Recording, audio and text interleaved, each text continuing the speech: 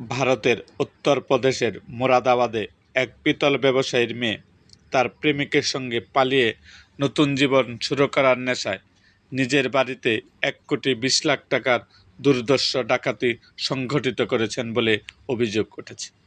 Police জানিয়েছে, ভিন্ন জাতে বিয়েতে পরিবারের আপত্তি থাকায় এই তরুণী তার প্রেমিক ও সহযোগীদের বাড়িতে ঢুকে ডাকাতি করতে সাহায্য করেন। শুক্রবার ১৫ মে এ ঘটনায় জড়িত থাকার অভিযোগ। ব্যবসায়ী মোহাম্মদ ইমরানের মেয়ে আরিবা, তার প্রেমিক আরশাদ ওয়াসির সহ মোট ৫ জনকে গ্রেপ্তার করেছে পুলিশ। গত ১১ মে ভোরে মুরাদাবাদের এই ব্যবসায়ীর বাড়িতে সশস্ত্র ডাকাত দল হানা দিয়ে নগদ টাকা, স্বর্ণালংকার লুট করে নিয়ে যায়। মুরাদাবাদ পুলিশ জানায়, গত ১১ মে ভোর ৪টার দিকে একদল সশস্ত্র দুর্বৃত্ত ব্যবসায়ী মোহাম্মদ ইমরানের বাড়িতে প্রবেশ করে পরিবারের সদস্যদের আগ্নেয়াস্ত্রের মুখে জিম্মি করে ফেলে। ডাকাতরা প্রায় ১,২০,০০,০০০ টাকা নগদ এবং বিপুল পরিমাণ স্বর্ণালংকার নিয়ে পালিয়ে যায়। যাওয়ার সময় তারা বাড়ির সিসিটিভি ক্যামেরার ডিভিআর সঙ্গে নিয়ে যায়, যাতে কোনো প্রমাণ না থাকে।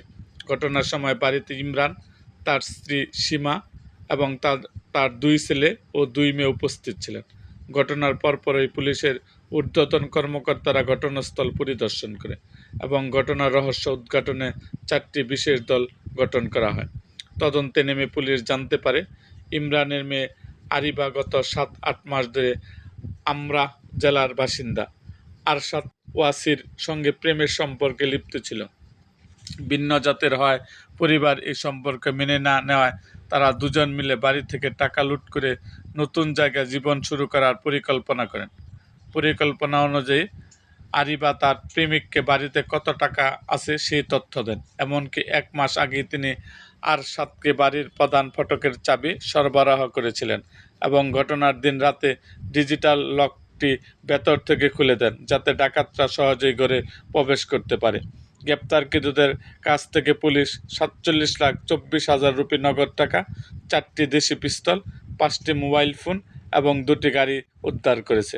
পুলিশ জানিয়েছে, এই চক্রের সঙ্গে আর কেউ জড়িত আছে কিনা তা খতিয়ে দেখা হচ্ছে এবং বাকি টাকা ও অলংকার উদ্ধারে অভিযান অব্যাহত রয়েছে।